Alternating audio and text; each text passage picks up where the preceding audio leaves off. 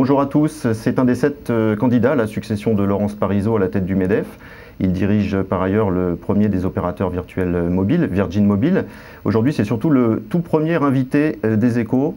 Bonjour, Geoffroy Roux de Bézieux, ravi de vous accueillir pour ce nouveau rendez-vous. L'actualité du jour, qui est très riche, c'est ce projet de loi de moralisation de la vie politique que le gouvernement s'apprête à dévoiler. Obliger les élus à être le plus transparent possible sur leur patrimoine, c'est quelque chose qui va dans le bon sens? Je crois que c'est inévitable, hein. C'est d'une part un peu le sens de l'histoire, surtout après l'affaire Cahuzac. C'est aussi ce que font les patrons depuis maintenant un certain nombre d'années, en tout cas les patrons des entreprises cotées. Vous le premier, hein, du reste, vous êtes assez transparent. Oui, moi je suis transparent sur le salaire qui est le mien, pas sur mon patrimoine parce que la question n'est pas posée, mais j'ai pas de problème à assumer l'argent que j'ai gagné parce que je crois que j'ai pris des risques et donc ça correspond aux risques que j'ai pris. Votre salaire, puisque 300 000 € annuels brut.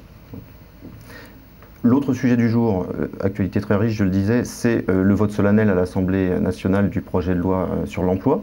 On s'attend à des débats encore mouvementés au Sénat par la suite, mais à ce stade, est-ce que vous estimez que l'essentiel a été préservé malgré les amendements qui ont pu être passés? Je crois qu'on peut dire qu'effectivement l'essentiel a été préservé. Il y a des amendements, c'est normal que la représentation parlementaire ait envie de mettre, si j'ose dire, son grain de sel, mais l'équilibre du texte qui est le plus important et je pense préservé. Il ne faut pas oublier que ça a été 4 mois de négociation entre syndicats et patronat et c'est un équilibre. Il est important qu'on garde cet équilibre dans les futures discussions, notamment au Sénat. Donc c'est un bon texte susceptible de déverrouiller le marché de l'emploi?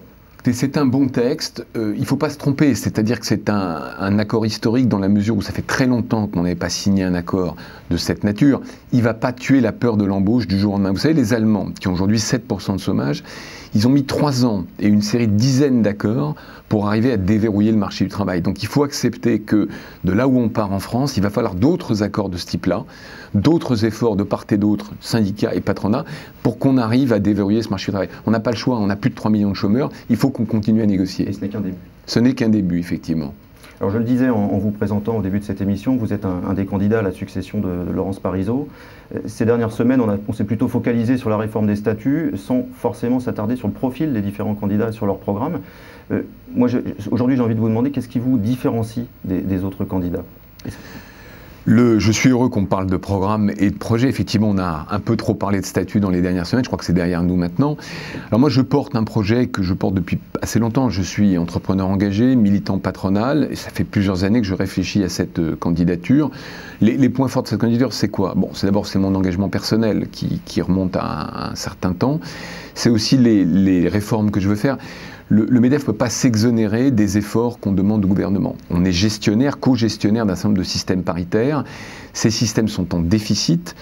Le premier exemple que je peux vous donner, malheureusement, c'est celui de l'assurance chômage qui va atteindre un déficit de 18 milliards d'euros à la fin de l'année. Un des premiers sujets du C'est le premier sujet, en fait, c'est presque le test de la volonté de la nouvelle équipe. On doit être rigoureux et transparent dans la gestion des organismes paritaires. On ne peut plus continuer à faire ce qu'on a un petit peu fait, il faut le dire, dans les dernières années, c'est-à-dire repousser les réformes difficiles. Alors, ça va être difficile parce que c'est une co-gestion avec les syndicats et que qui dit déficit dit réforme, dit sacrifice, donc il va falloir négocier, mais c'est indispensable. Alors ça, je dirais que c'est presque de la gouvernance hein, à la tête du MEDEF, mais sur le plan du programme, vous dites notamment qu'il faut réinjecter de la culture du risque dans la société française. Ça veut dire quoi, ça? Il est très important que les Français comprennent que si on ne récompense pas les gens qui prennent des risques, si on n'encourage pas ceux qui prennent des risques, c'est-à-dire les entrepreneurs, les chefs d'entreprise, alors on ne retrouvera pas de la croissance.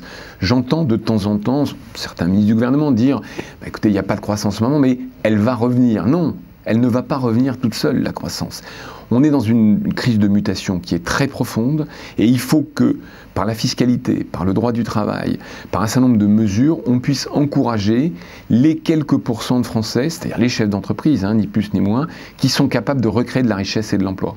On a appris hier une information qui n'est pas très positive de ce point de vue-là. Les business angels en France ont investi 10% de moins que l'année précédente dans des startups.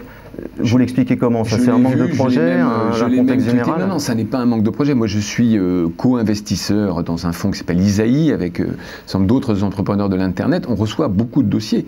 Non, la réalité, si vous voulez, c'est que toutes les mesures et toutes les annonces qui ont été faites entre le mois de mai et le mois de décembre ont fait reculer les investisseurs. Quand vous avez de l'argent en France aujourd'hui, il faut mieux acheter des tableaux ou investir dans le livret A que de prendre le risque de la start-up.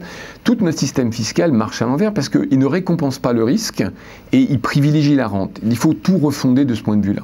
Et je ne suis pas surpris malheureusement par ces mauvais chiffres. Il nous reste très peu de temps. Un mot de Virgin Mobile. On a beaucoup parlé du choc free pour les trois gros opérateurs.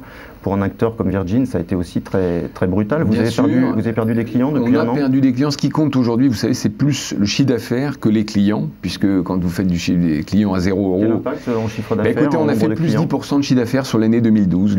Plus 10%. Plus 10%. Donc, si vous voulez, on a pas mal résisté au choc free. C'est un choc, hein, je le nie pas, mais on était peut-être parmi ceux qui avaient le plus anticipé, qui étaient le mieux préparés. Je terminerai juste par la 4G. C'est une façon de contre-attaquer face à Free. Vous espérez cette année obtenir la 4G d'un opérateur mobile?